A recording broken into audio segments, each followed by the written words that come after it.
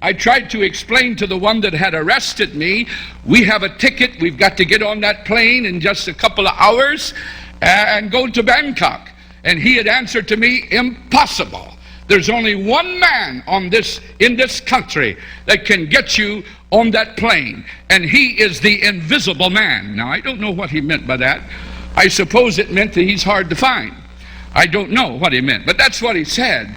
Anyhow, here come this distinguished looking man that had been on our ship, and he hardly spoke to us. He did say hello, but he fell in love with Brenda. Brenda was only 5 years old. She had blonde hair and blue eyes and was extremely outgoing. She talked to everyone, and he and her had sit in chairs on the deck and had talked the entire trip to Manila. He loved Brenda. And when Brenda seen him, she run right straight to him in that airport. And he said, what are you people doing in the Philippines? Well, I had no idea he could help, but I explained to him. He reached, took the passports out of my hand, walked behind the desk, predated them 8 days and stamped all 3 of them with a visa and said, get on the plane. He was the invisible man.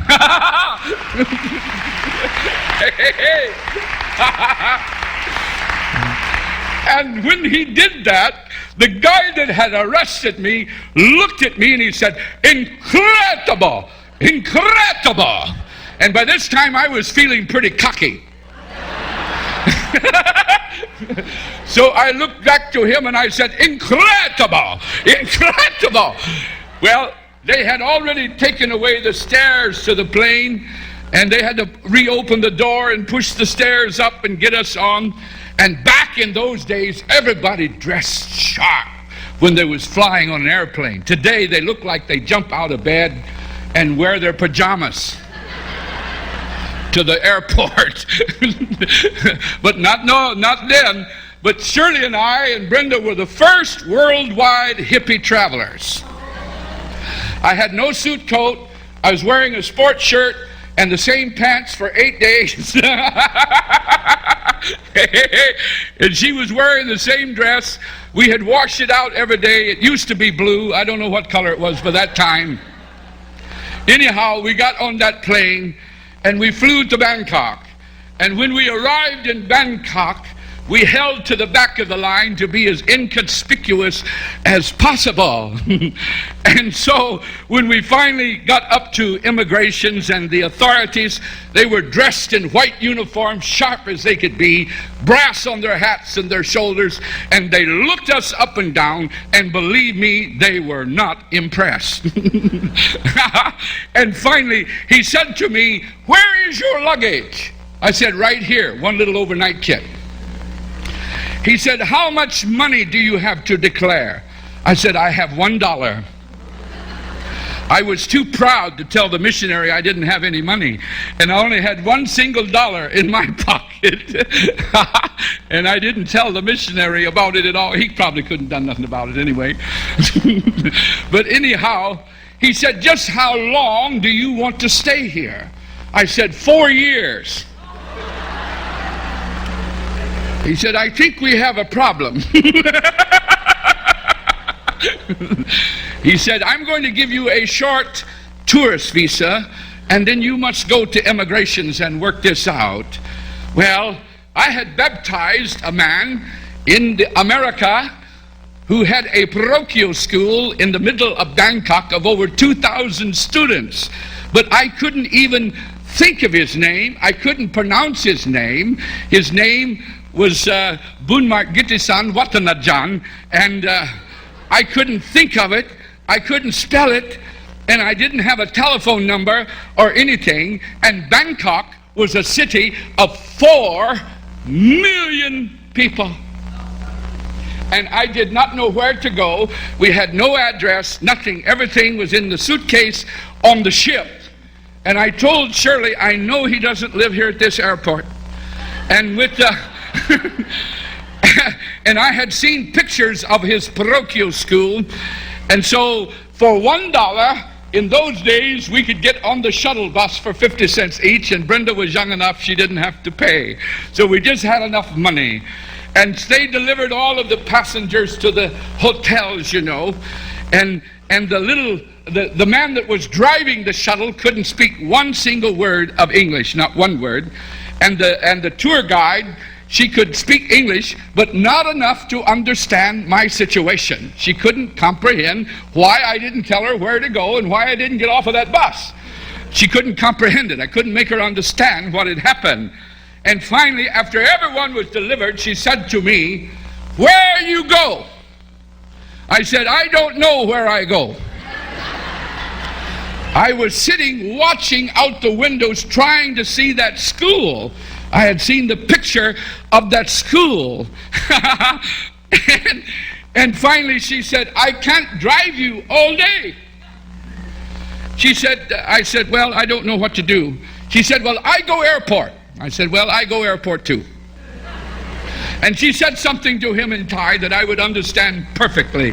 Now, I speak Thai very fluent, but I didn't understand a word in those days.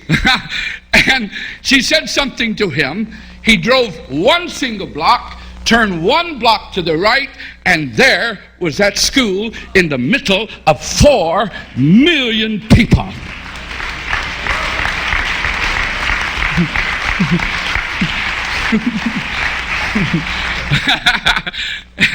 Well, anyhow, we arrived in a little different way than they had expected us.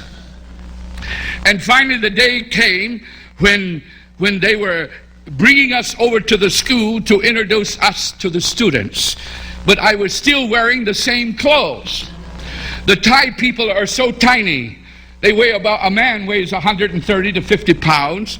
Well, my Lord, one of my legs weigh more than that. There was nothing there for me to wear. I didn't have any money to buy it if they did have it. So we were still wearing the same outfits. But they said, "You must come and meet the school." And Mrs. Gittisan came to receive us, and she picked us up in this little Morris Minor car. Now, I don't know if you know what that is or not, but it is a car that's smaller than a Volkswagen. And she not only wanted me to get in it, but she wanted me to get in the back seat. And it was only 2 doors. So I tried. I had the door open, and the seat pushed up, Brother Tim. And I was trying to get in, and I heard something go rip.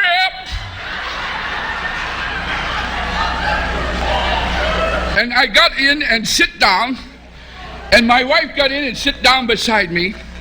She had heard it also. And she was as pale as a ghost. She wouldn't even look at me. But she said, "Did they?" I said, "Yeah." I said, "When I get out of this tin can, if I can get out, I want you to walk very close behind me."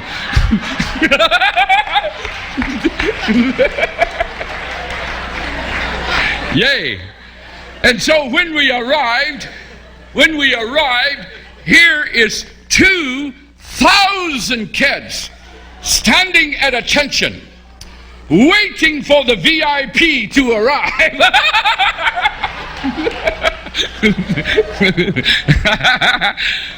And when I started coming out of that Morris Minor car, those kids went absolutely bananas. They had never seen anything so huge in all of their life. I'm sure they was quite sure that I was from Mars or somewhere. They had never seen anything like me. And one kid got so carried away, he got down on his knees and beat the ground. Anyhow, we were taking this tour, and Sister Cole right behind me. And finally, I said to Mrs. Gittisan, "I have a problem." She says, "What is your problem?"